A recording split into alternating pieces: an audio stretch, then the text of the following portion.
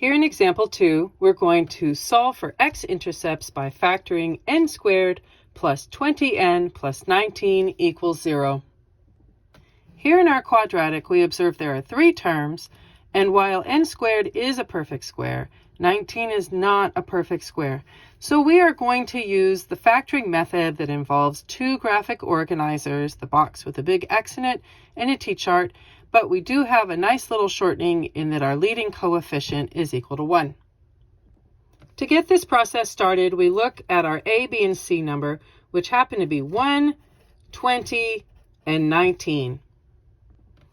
Using our first graphic organizer with A times C in the top triangle, so 1 times 19, creating a product of 19 going up here, and B in our bottom triangle, which happens to be 20, we're going to look for all of the factors that could make a positive 19.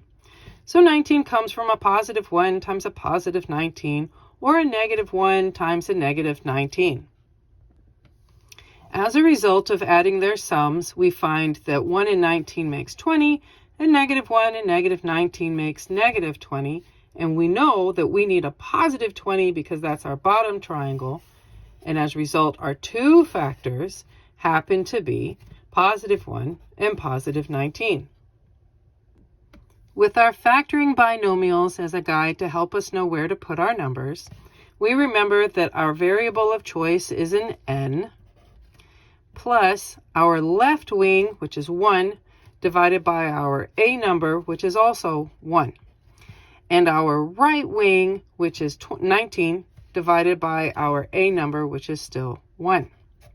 So let's clean this up a little bit, giving us n plus 1 in our first quantity and n plus 19 in our second quantity.